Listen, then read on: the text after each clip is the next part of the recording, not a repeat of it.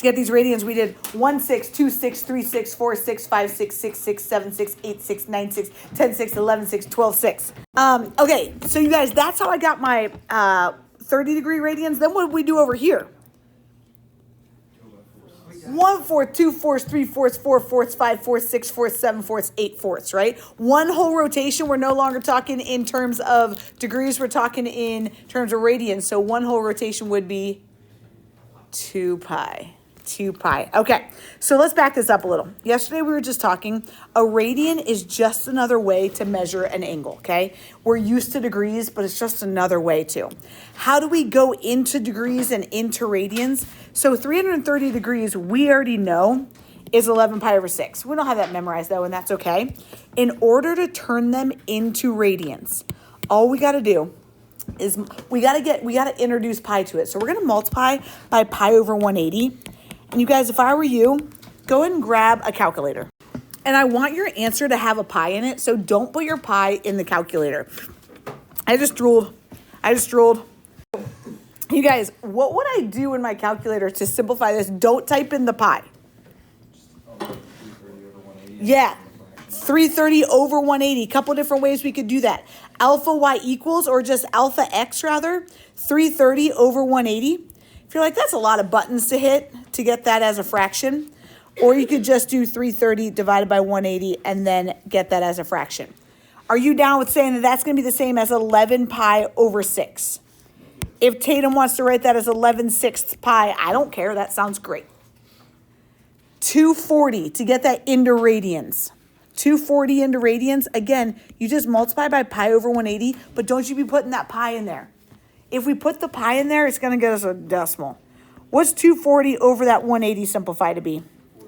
Love it. 4 pi over 3 or 4/3 pi? 570. 570 into radians, we're going to get times pi over 180. Gets us what? Yeah, so we're going beyond a revolution, and that's okay. One rotation, rather. We're going beyond it, and that's okay. You okay there, Beck? I mean, yeah. Why don't we simplify? You guys, if we're given radians, sure. Could I look right here and be like, oh, I know 2 pi over 3 is 120 degrees. Yes. But if this isn't staring us in the face, we just do the opposite. Instead of multiplying by pi over 180, we got to get rid of the pi's, so we just flip it. And we're going to multiply by 180 over pi. What happens with my pi's? One's on the top, one's on the bottom. They're gone. What would I multiply to get my degree? How would I type that in?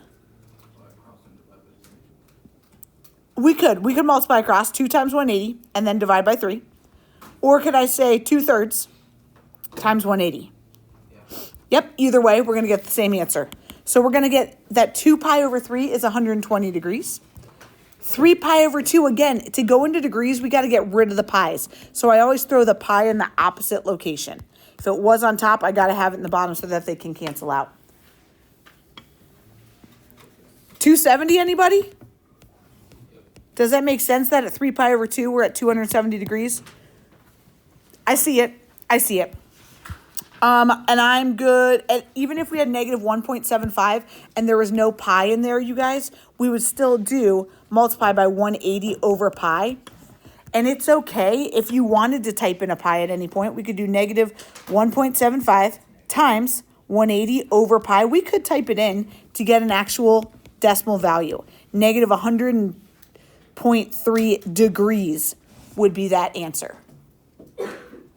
I used the pi in there. Now, if your answer, what was your answer? Negative 1.75 times 180. Did you leave yours like this? Negative 315 over pi? Yeah, that's equivalent. This would just make it more relatable. I'm like, oh, I know where negative 100 degrees is. Let's do